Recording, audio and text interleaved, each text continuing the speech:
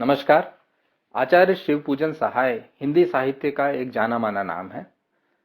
ये हिंदी साहित्य के स्वर्ण स्तंभ कहे जाते हैं।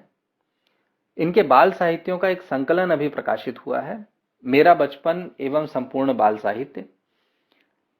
उसमें जो पहली रचना है मेरा बचपन, उसका एक छोटा सा अंश पढ़ रहा हूं, प्रस्तुत है।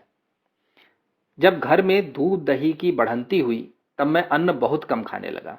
मेरे छोटे भाई को उबाले हुए दूध की और दही की भी छाली रुचती नहीं थी, इसलिए दूध और दही की सारी छाली मेरे ही बांटे पड़ती थी। मुझे याद है कि प्यास लगने पर माता दूध ही पीने को देती थी, पानी कम पीने देती थी। शायद इसलिए अन्न खाना कम हो गया।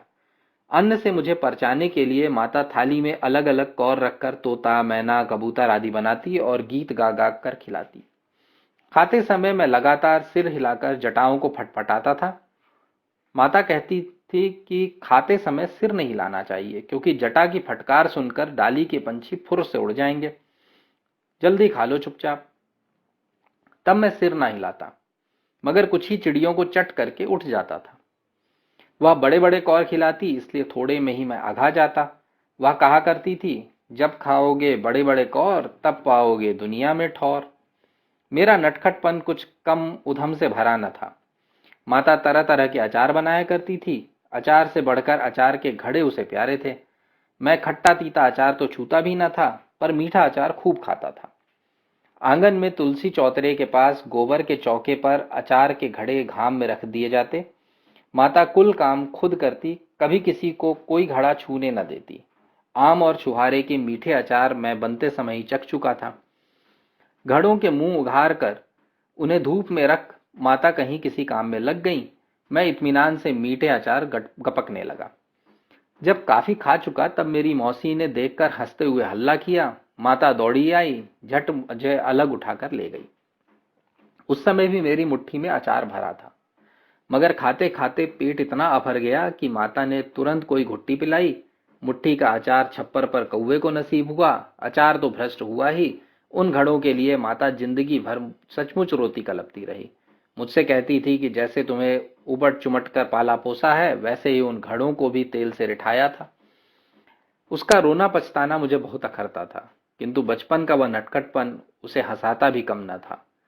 बड़े दुख के साथ अपने अभाग्य की बात कहनी पड़ती है, मुझे बचपन में बहुत नटखटपट करने का अवसर ही नहीं मिला। मुझे ऐसी कड़ी निगरानी में रहना पड़ा कि नटखटपन मेरे पास आकर भी लचक कर भाग जाता था। फिर भी माता के सामने कभी कभी नटखटपन कर ही गुजरता था, पर मेरे अभाग्य से वह नटखटपन भी ऐसा न होता कि माता तंग आकर डांट डपट करे या झुंझला उठे। मेरा नटखटपन देखकर बहुत हंसती थी और मुझे नटखटपट करने के लिए बहुत बढ़ावा भी देती थी। तो ये एक छोटा सा अंश मैंने भी पढ़कर सुनाया। मुझे काफ़ी आश्चर्य हुआ जब मैंने अपनी बेटी को ये कहानी जो है ये सुनानी शुरू की। और उसकी उम्र 10 साल की है, 10 साल से थोड़ी बड़ी है, और पूर्णतः शहरी परिवेश में रही है। इसके बाद भी वो भी इसे बहुत एंजॉय कर रही है। तो इस आधार पे कहा जा सकता है कि शिवपूजन सहाय के जो बाल साहित्य हैं ये सचमुच कालजयी हैं। और ये किताब अभी प्रकाशित हो चुकी है, उपलब्ध है। इनका जो पब्लिकेशन हाउस है वो श्वेतवर्णा प्रकाशन है। इसका लिंक मैं नीचे दे रहा हूँ, वहाँ से आप श्वेतवर्णा के साइट पर जाकर के इसे खरीद सकते हैं। धन्यवाद।